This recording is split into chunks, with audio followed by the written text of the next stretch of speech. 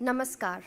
आप सभी का वाव शब्दावली महोत्सव में पुस्तक विमोचन के एक और सत्र में स्वागत। ईश्वर और मनुष्य का संबंध नितांत निजी है। हर किसी का उसके ईश्वर के साथ अलग तरह का संबंध है। कई दफ़ा इस संबंध को व्यक्त करने के लिए कागज़ और कलम का सहारा भी लेना पड़ता है। इसी क्रम में एक कविता की पुस्तक है एक नया ईश्वर, जिसे एक ऐसे कलमकार ने लिखा है जिसने खाकी वर्दी में राज्य और देश के कई महकमों में महत्वपूर्ण काम किया है, जिनका नाम है तजेंद्र लूथरा जी, जो आईपीएस अधिकारी रहे हैं। तजेंद्र एक प्रोग्रेसिव शायर हैं और जानते हैं कि किसी भी सोसाइटी की तरक्की, प्रगति प्रश्न बिना, सवाल बगैर मुमकिन नहीं। इस सत्र की अध्यक्षता के लिए होंगे अनिल रतूरी जी, जो स्वयं भी आईपीएस रहे हैं, उत्तराखंड के पूर्व डीजीपी रहे हैं और हिंदी और अंग्रेजी साहित्य के विशेषज्ञ हैं। भंवर एक प्रेम कहानी पुस्तक के लेखक हैं। इसी सत्र के चर्चाकर्ता में भूमिका है श्री भारती जी की, जो हिंदी के अध्यापन से जुड़ी हैं। आप सभी से गुजारिश है कि मंच पर आकर अपना स्थान ग्रहण करें। आप सभी का पुनः बहुत स्वागत।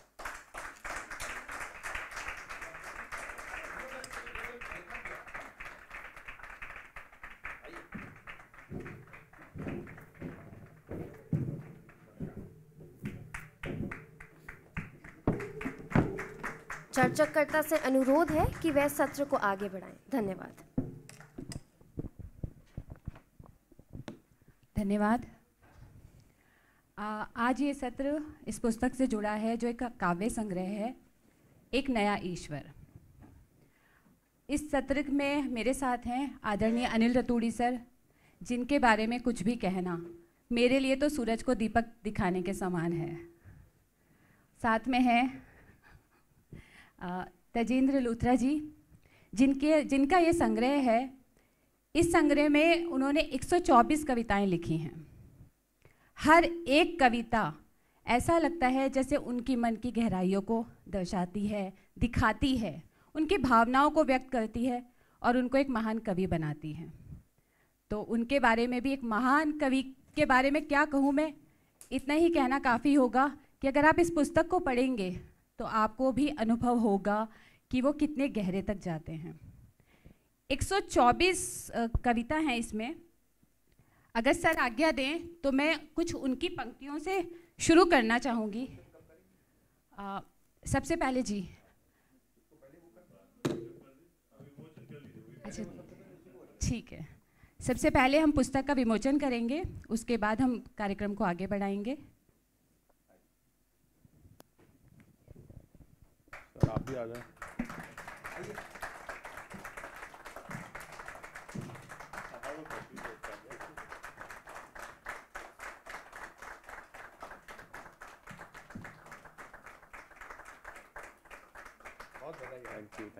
Thank you sir.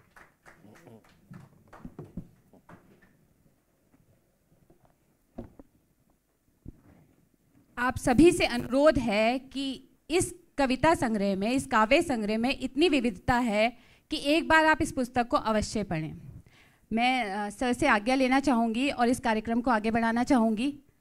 Tajender Singh ji की कविता ही से आगे बढ़ाऊँगी इस कार्यक्रम को।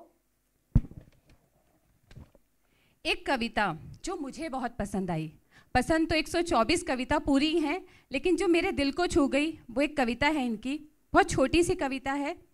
एक खुशबू अनकही, एक खुशबू अनकही, एक ढीला ढाला अलसायापन, एक खुशबू अनकही, एक ढीला ढाला अलसायापन, एक नर्म खामोशी जो कभी धीरे से गले लगती है और कहती है मैं यहाँ हूँ तुम्हारे पास, और इतनी ही दूर कि गले भी लग जाऊं और तुम्हें छू भी ना पाऊं।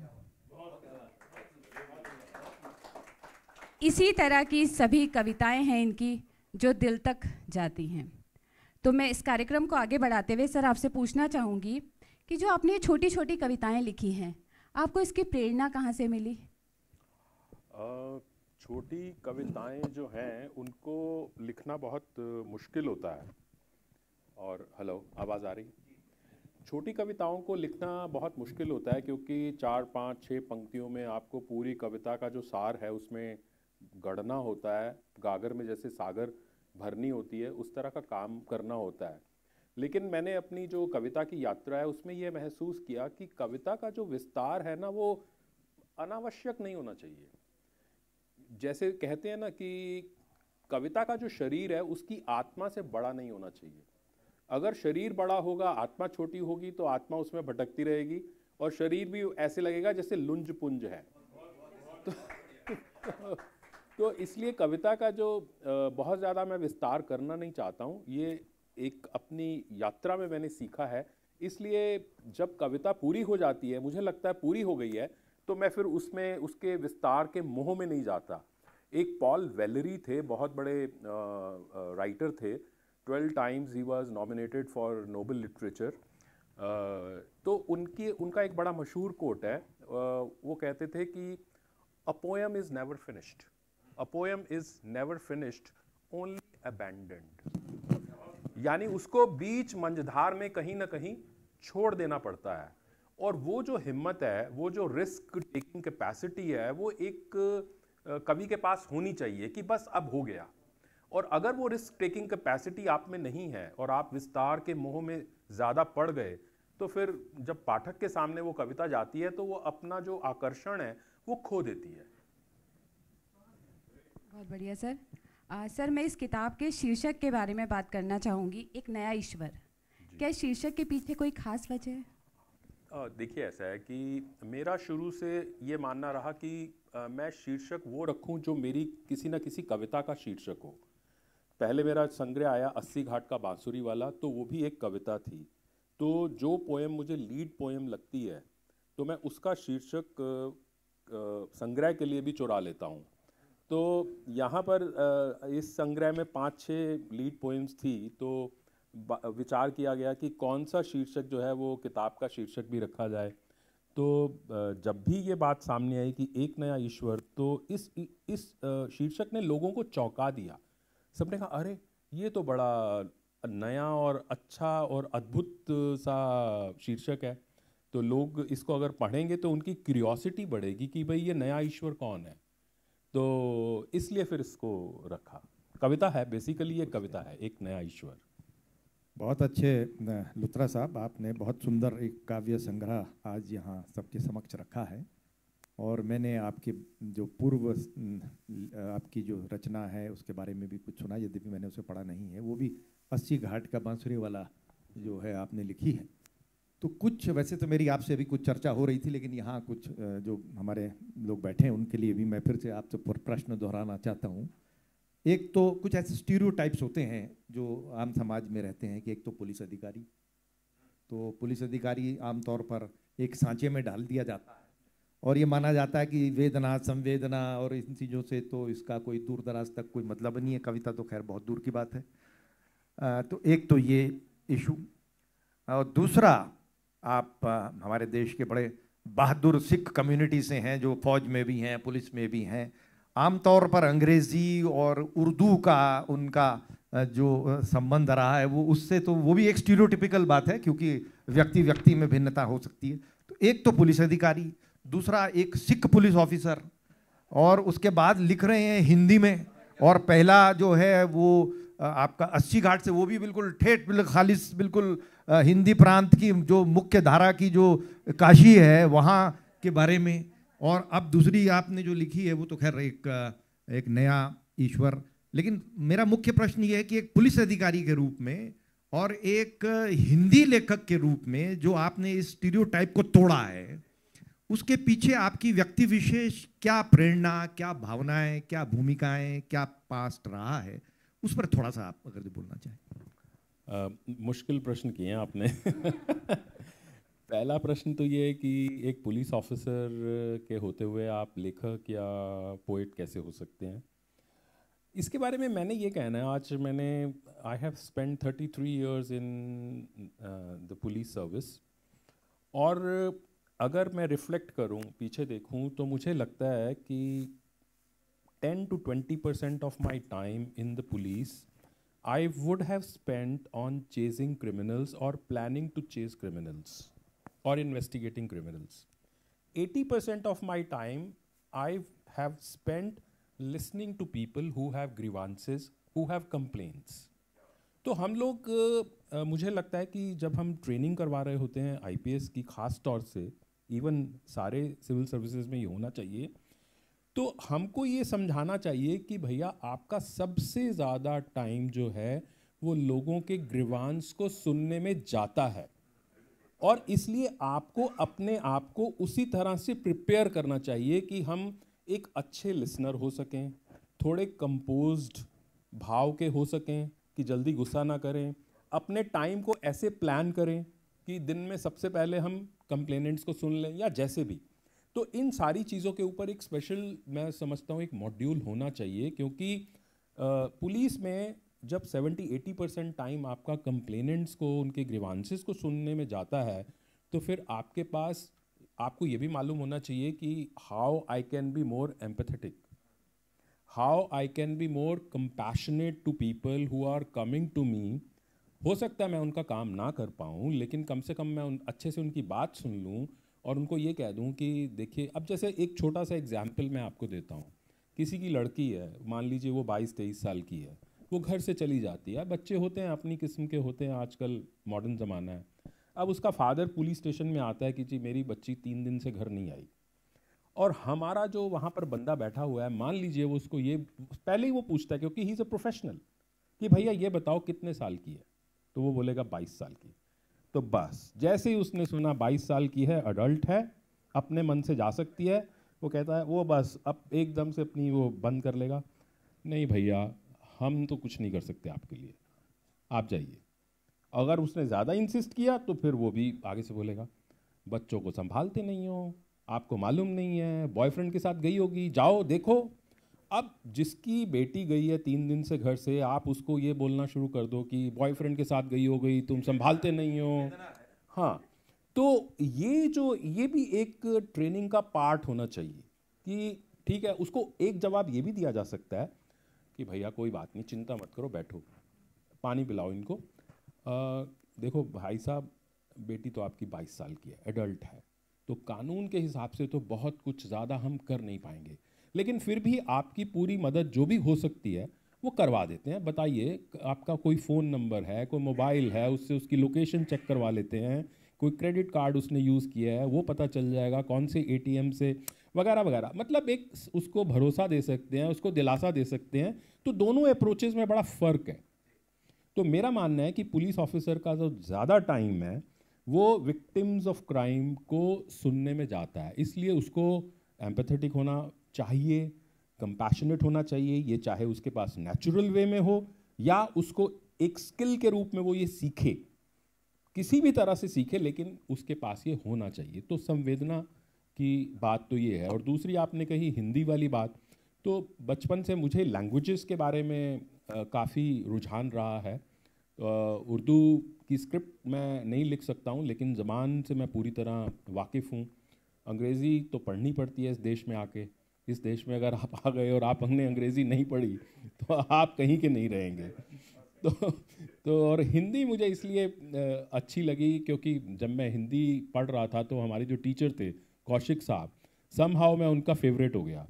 अब वो गुरु के आप फेवरेट हो जाओ, वो आपके ऊपर हाथ रख दे तो आप उस लैंग्वेज में, उस लिटरेचर में और ज़्यादा करने लग जाते हो। तो बस यहाँ से बहुत सराहनीय आपने, आपकी पहल है हिंदी में। और जो आपने पुलिस अधिकारी के बारे में, स्वयं भोगी हूँ उस बात का, क्योंकि हम लोग इतने लोगों से मिलते हैं, अगर जो संवेदनशीलता रहे थोड़ी भी तो उसको अभिव्यक्त करने का सबसे ज़्यादा अवसर हम ही को मिलता है। आप अगला प्रश्न आप पूछें। शायद यही कारण है कि आपने अपने काव्य संग्रह का अंग्रेजी में भी अनुवाद किया है कई जगह। हाँ, तो इसमें आपको क्या परेशानी अनुभव हुई? देखिए, पोइट्री को इंग्लिश में ट्रांसलेट करना बहुत मुश्किल काम है, और सेल्फ ट्रांसलेट करना तो और मुश्किल काम है, क्योंकि जब आप एक लैंग्वेज में लिखते हैं तो उस लैंग्वेज को लिखते लिखते आपके पास एक वॉइस आ जाती है, आप उस वॉइस को फॉलो करते करते अपनी कविता लिखते हैं। अब उसी वॉइस को छोड़ना, क्योंकि दूसरी भाषा में जा रहे हैं तो उस भाषा के हिसाब से कभी कभी एक वॉइस को थोड़ा अमेंड करना पड़ता है या उसको एक नए सिरे से गढ़ना भी पड़ता है। तो इसमें मुझे लगता है कि परेशानी ज़्यादा है, क्योंकि अगर कोई दूसरा ट्रांसलेटर होगा, अब जैसे मेरी कविताओं का रशियन में भी अनुवाद हुआ, तो जो रशियन प्रोफेसर हैं वो अपनी मर्जी से जो मर्जी कर ले, मुझे मालूम ही नहीं है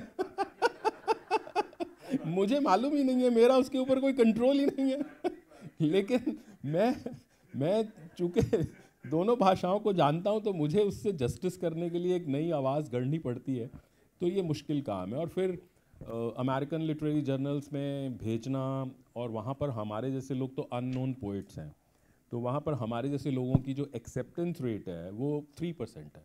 97% रिजेक्शंस होते हैं, और जब वो वापस आती हैं ईमेल्स रिजेक्ट होकर, तो दिल को धक्का बड़ा लगता है तो बट ये है कि ये एक यात्रा है, प्रोसेस है, जर्नी है, चलती रहेगी।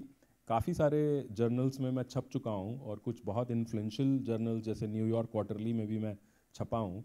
तो बट ये एक यात्रा है, चलती रहेगी। इसमें मज़ा आता है जब लगता है कि हाँ देखिए आप वहाँ तक भी पहुँच गए, तो मज़ा आता है। एक लुत्रा जी, आपने जो इसमें एक कविता आपने लिखी है जो अरबी घोड़े वाली है, जी जी, तो आप इस समय वर्तमान में एक वर्दी में हैं, और मैं तो खैर अब लिबरेट हो गया हूँ फिलहाल उससे। आप और हम जानते हैं इस बात को एज पुलिस ऑफिसर्स कि कुछ हद तक हमारी जो अभिव्यक्ति की जो अधिकार हैं उनमें कुछ कटौती हो जाती है वर्दी में आने के बाद। जो कि फंडामेंटल राइट्स सबके हैं हमारे, उसमें कुछ कटौती हो जाती है अनुशासन के आधार पर। और एक कवि की जो है वो अभिव्यक्ति फूट फूट कर निकलना चाहती है, और वो उसके अंदर स्वतः स्फूर्ति उसमें रहती है। और आपने इसमें एक तो कविता कैसे उसकी जो प्रक्रिया है उसके बारे में भी कुछ लिखा है कि वो आपकी जब आपको वो उद्वेलित करती है और फिर आप परेशान रहते हैं, और जब उससे उद्वेलित होते हैं तब जब आप उसको अभिव्यक्त कर देते हैं तो आपको एक प्रकार से चैन का रस भोगते हैं आप। तो दो मेरे सवाल हैं। एक तो वर्तमान में वर्दी में, उस सांचे में, उस अनुशासन में अभिव्यक्ति को जो एक प्रकार से बंद करके रखने की जो कशमकश है, और दूसरी तरफ ये कविता को सृजन करने की जो स्फूर्ति आपके अंदर है, इसके बारे में आप थोड़ा सा बताएं, और उस कविता को थोड़ी सी उसका उद्धरण भी करें कृपा। जी जी, फिर आपने बहुत मुश्किल सवाल पूछ लिया।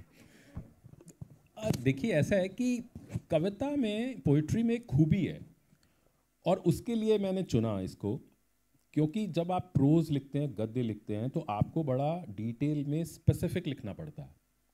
और जिस बदलाव, जिस बेचैनी की आप बात कर रहे हैं, उसको अगर आप गद्य में, प्रोज में स्पेसिफिक डिटेल में लिखेंगे तो वो प्रॉब्लम आएगी।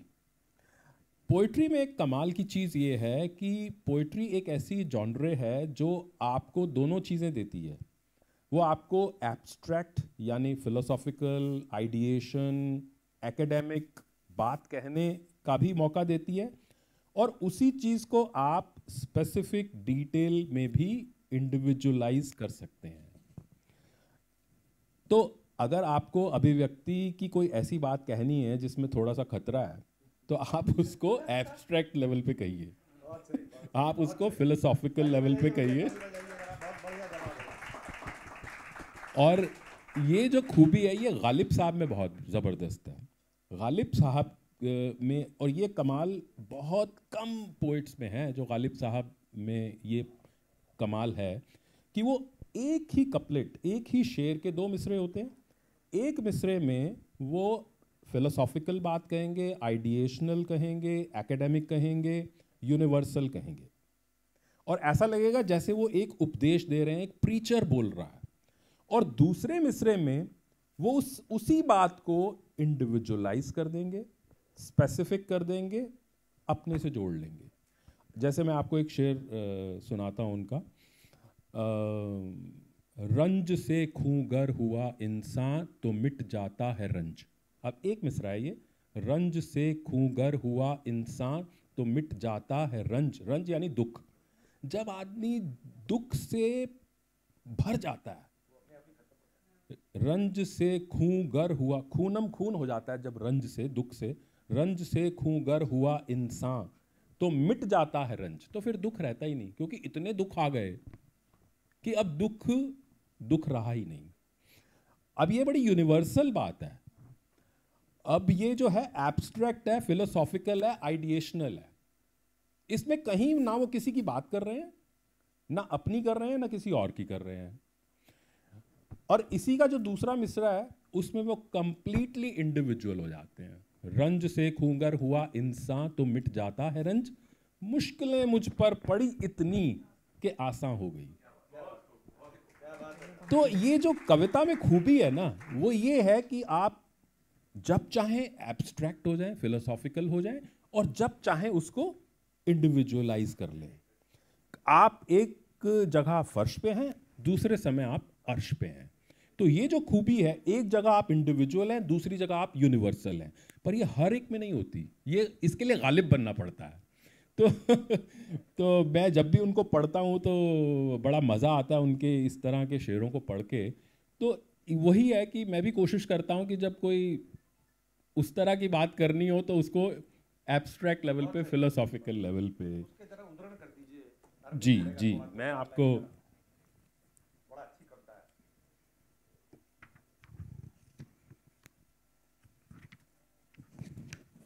आपको मैं ये 1-2 मिनट ही लगेंगे, पूरी सुना देता हूँ। बहुत बड़ी कविता नहीं है। अरबी घोड़ा। बेतहाशा भागते डोहते एक ही दिशा में होकर नतमस्तक, और वो भी बिना किए प्रश्न, थक गया हूं मैं। बेतहाशा भागते डोहते एक ही दिशा में होकर नतमस्तक, और वो भी बिना किए प्रश्न, थक गया हूं मैं। बहुत हो चुका अब, बहुत हो चुका अब, एक हाथ से नोच लूं आंखें बुझाती चमड़े वाली ऐनक। एक हाथ से नोच लूं आंखें बुझाती चमड़े वाली ऐनक, दूसरे से उतार फेंकूं दम घोटती काठी। दूसरे से उतार फेंकूं दम घोटती काठी, तीसरे से चीर दूं जुबान खींचती लगाम। तीसरे से चीर दूं जुबान खींचती लगाम, चौथे से काट दूं मर्म मारती मुश्कें। चौथे से काट दूं मर्म मारती मुश्कें, पांचवें से खोल दूं भ्रमित करती रकाब। पांचवें से खोल दूं भ्रमित करती रकाब, फिर एक छलांग से पटक दूं धरती पर। फिर एक छलांग से पटक दूं धरती पर, नकली नियम, घोटा हुआ ज्ञान, अपरीक्षित श्रद्धा और मनमानी सत्ता। व्यवस्था के सवार को पटक दूं। फिर एक छलांग से पटक दूं धरती पर, नकली नियम, घोटा हुआ ज्ञान, अपरीक्षित श्रद्धा और मनमानी सत्ता। फिर खुद सवार हो अपने पे, फिर खुद सवार हो अपने पे, कहूं तुम्हें मुस्कुराकर। फिर खुद सवार हो अपने पे, कहूं तुम्हें मुस्कुराकर, आओ अब दौड़ें अपने अपने दम पर। आओ अब दौड़ें अपने अपने दम पर। Thank you. जो दुख की अनुभूति आपने अपने शब्दों में अभी व्यक्त की है, शायद इसी वजह से आपके काव्य में 4 शीर्षक मैं देख पा रही हूँ। मैं और मेरा दुख, दुख फिर आ गया, दुख से दूरी, दुख जानता है सब। यही कारण है कि दुख इसमें ज़्यादा दिखाई पड़ता है। वो कभी कभी एक समय होता है। तो एक समय था, 2014 की बात है, ये बहुत पुरानी कविताएं हैं, 2014 की बात है। तो वो एक समय ऐसा था, महीना 2 महीना मैं बहुत एक अलग तरह के गम दुख वाले मूड में था। तो लगातार दुख से जुड़ी हुई 4-5 कविताएं लिखी गई। तो वो एक सीक्वल बन गया। पहले एक कविता, फिर दूसरी, फिर तीसरी, फिर चौथी। तो जी, उन दिनों कुछ ऐसा ही मन था। अनिल सर, मैं आपसे पूछना चाहूँगी, गुलजार साहब ने इसकी भूमिका में लिखा है कि ये प्रश्न उठाती नज़में हैं।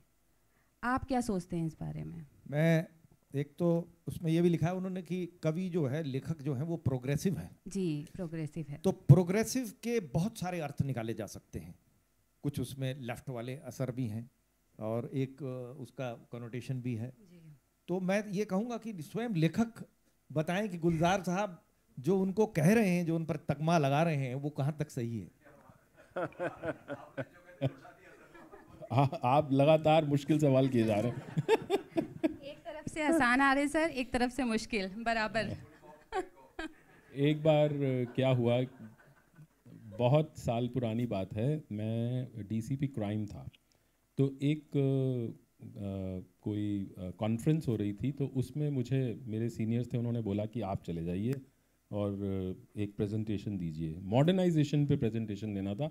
आपने प्रोग्रेसिव की बात कही तो मैं मॉडर्नाइजेशन पे आ रहा हूँ।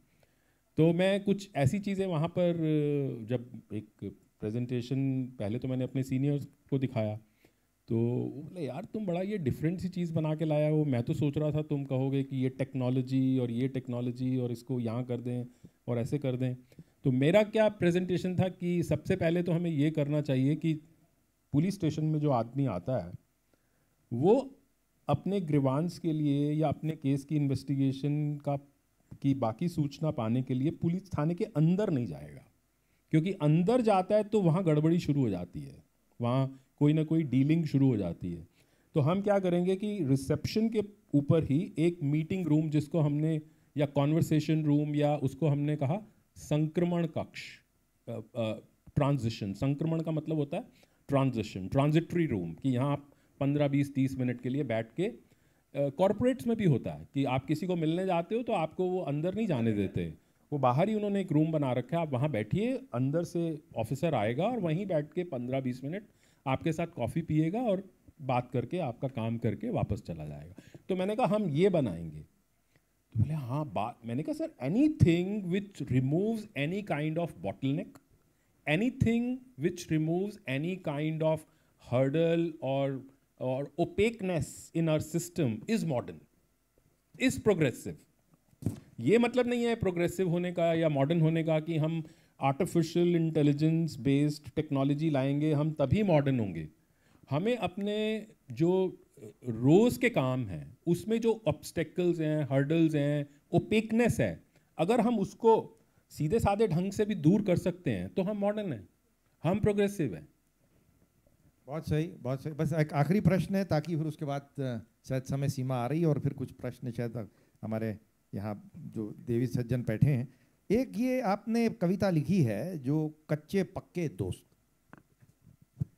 इसमें जो किस्म किस्म के लोग हैं,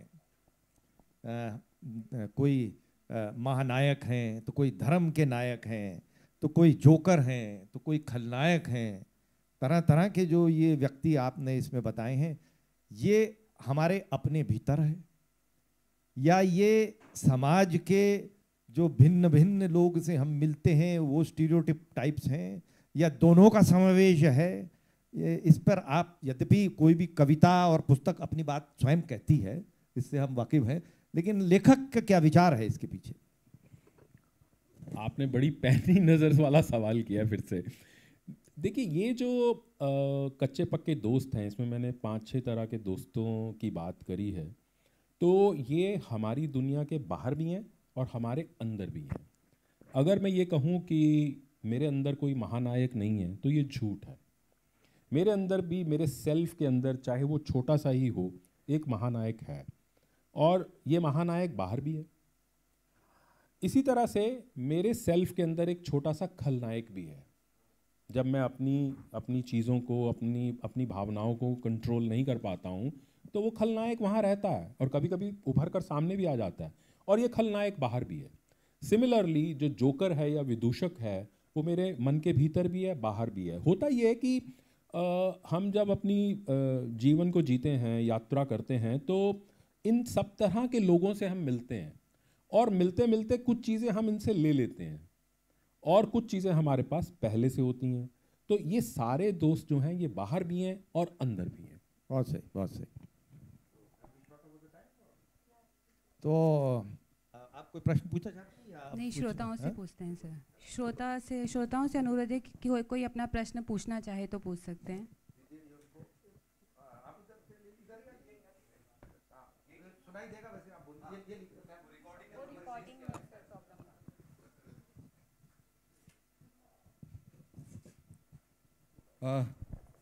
तेजन सर, मैं पहले तो आपको इस बात के लिए शुभकामनाएं देता हूं, मुझे माफ़ कीजिएगा मेरे कमेंट के लिए, कि मैंने बहुत दिनों बाद कोई ऐसे सिख सज्जन और पंजाबी देखे हैं जिनके हिंदी के उच्चारण इतने स्पष्ट हैं कि किसी भी ध्वनि को इधर से उधर आप नहीं करते हैं। तो वो आपने बताया कि चूँकि उर्दू के जानकार आप नहीं, मैंने पहले माफ़ी मांगी मैम रतौड़ी मैम की ये मेरा हाँ जी जी जी जी और इसमें प्रशंसा निहित है, मतलब मुझे खुशी है। आपकी कविताओं के विमर्श के क्रम में बात कई बार आई कि जो कवि का अपना मन है या कवि के अपने अनुभव हैं वो बहुत गहरे तक अंतर्निहित हैं। ये एक पहली स्थिति हुई। फिर दूसरी स्थिति ये है कि लेकिन जब मैं पढ़ता हूँ तो मुझे कई कविताएं ऐसी लगी कि अरे यार ये तो मेरा साझा दुख है, मेरा साझा कष्ट है। तो उस साधारणीकरण की जो प्रक्रिया है या इम्पोजिशन, साधारणीकरण से भी आगे की अवस्था या आत्म एकीकरण की जो प्रक्रिया है, ये स्वतः घटित होती है या आपको लगता है कि नहीं जब मैं कह रहा हूँ तो ये फलक बड़ा होना चाहिए? ये इस पे मैं आपकी तरफ से कमेंट चाहता हूँ। बिल्कुल, बहुत ही अच्छा क्वेश्चन किया आपने। मेरा मानना है कवि के रूप में कि कवि का फलक बड़ा होना चाहिए। हमारी जो कविता है वो एक नैरो बैंड में नहीं होनी चाहिए, क्योंकि अगर कविता नैरो बैंड में होगी तो इसका मतलब यह है कि मैं अपने मन की बातें तो कर रहा हूँ, अपनी इंडिविजुअलाइज बातें तो कर रहा हूँ, अपने अनुभव को साझा कर रहा हूँ, लेकिन पढ़ने वाले को क्या? पढ़ने वाला मेरा अनुभव क्यों पढ़ेगा? मुझे अपने कविता के फलक को इतना बड़ा बनाना है कि वो माइन्यूटली कंटेम्प्रेरी कविता ना रहे। अब आप देखिए ना, कबीर साहब को हम 400 साल बाद भी पढ़ रहे हैं। क्यों पढ़ रहे हैं? तुलसीदास को आज भी हिंदी साहित्य का सबसे बड़ा कवि माना जाता है। वो क्यों माना जाता है?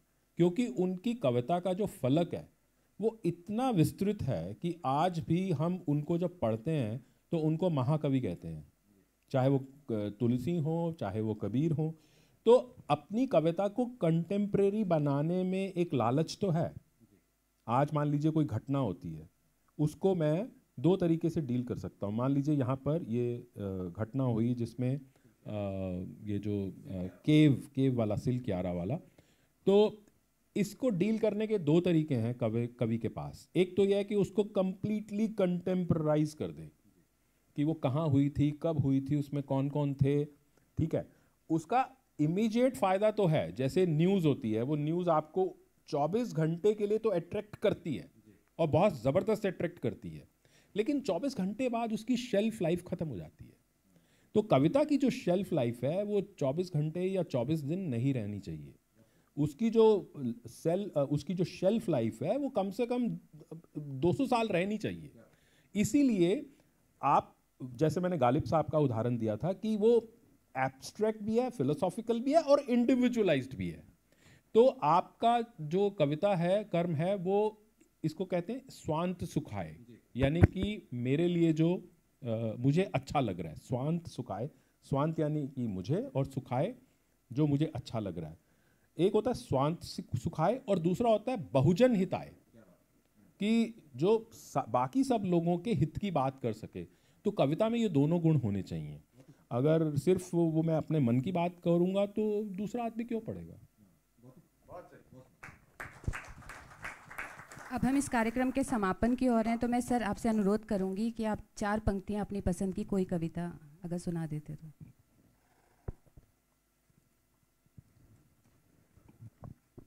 वैसे तो आपने लिखी है, सभी आपको बहुत पसंद होंगी लेकिन फिर भी जो आपके दिल के बहुत करीब हो।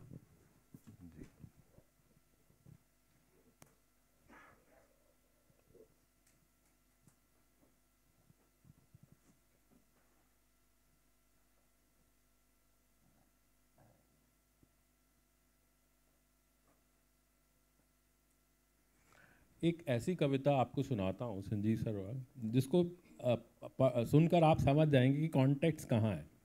हम सबको लाइफ में, पर्टिकुलरली हम लोगों को इस तरह के लोग मिलते हैं या इस तरह का कॉन्टेक्स्ट नैरेटिव हमारे जीवन में आता है। इस कविता का शीर्षक है तुम ये सब कैसे कर लेते हो।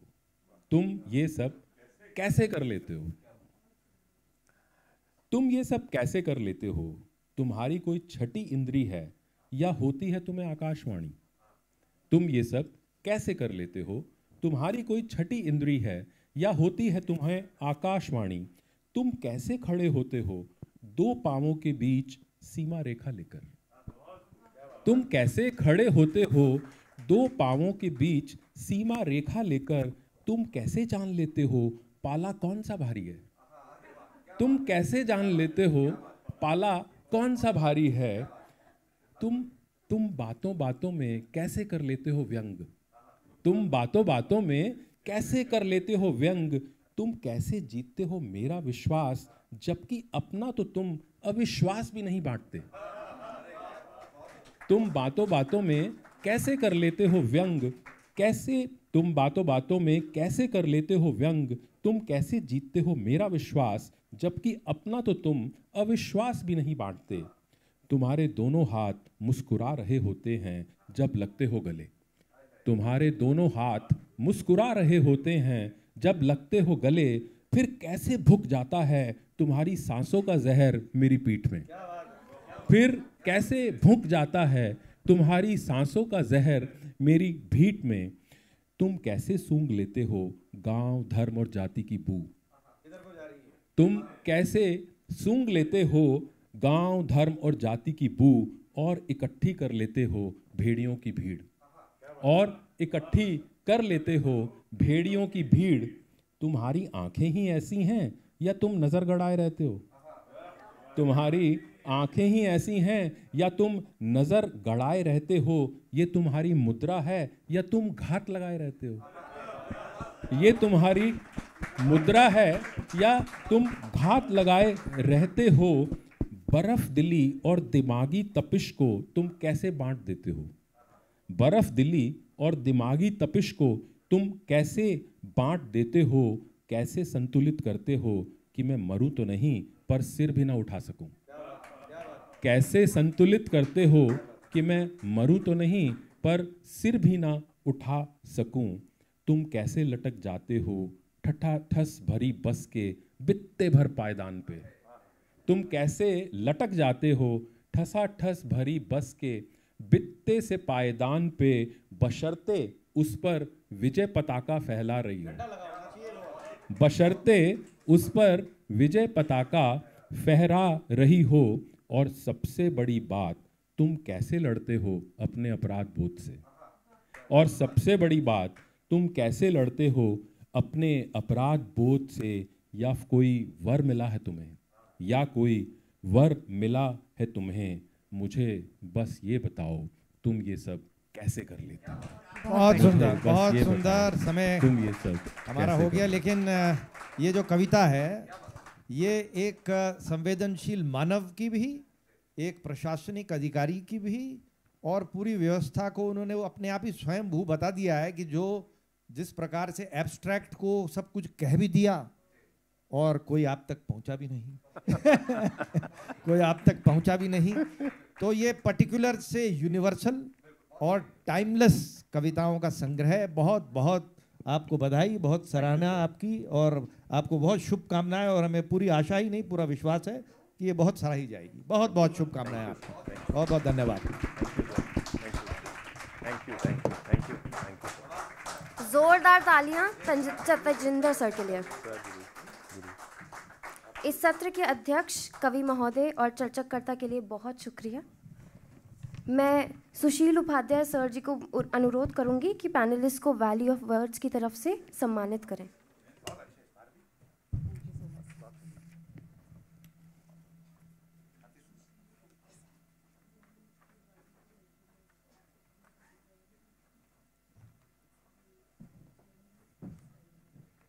सर, आपको सुनना वास्तव में आज के दिन को सार्थक करना रहा। और संजीव सर, मुझे लगता है कि जो लोग आज सेशन में नहीं आए होंगे वो वास्तव में एक बड़ी चीज से वंचित है। Thank you, thank you. आप ही नहीं, आप लीजिए।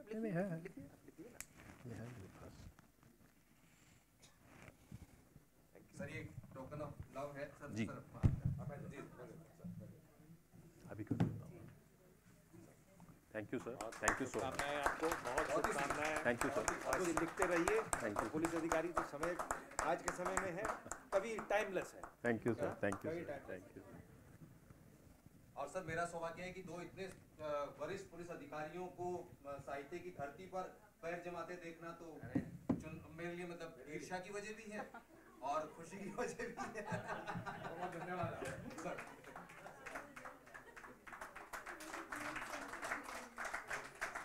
Thank you so much.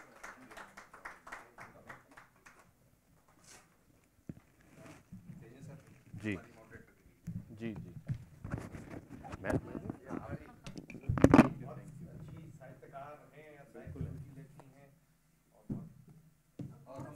फुलवारी का अंग है सर के यहाँ एक साहित्यिक मंच का आयोजन होता है। बहुत ही धन्यवाद। Thank you sir. हम आशा करते हैं कि आप वैली ऑफ वर्ड्स के रिसेप्शन डेस्क पर अपना रजिस्ट्रेशन करा चुके हैं। रजिस्ट्रेशन कराने वाले सभी व्यक्ति हर दिन होने वाले लकी ड्रॉ के लिए योग्य हैं। मुमकिन है कि पुरस्कार के रूप में आपको अपनी पसंदीदा पुस्तक प्राप्त हो।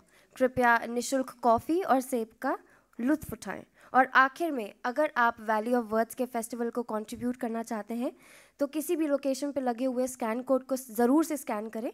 जितनी भी डोनेशंस हैं वो एलिजिबल हैं और एक्नॉलेज्ड हैं। धन्यवाद।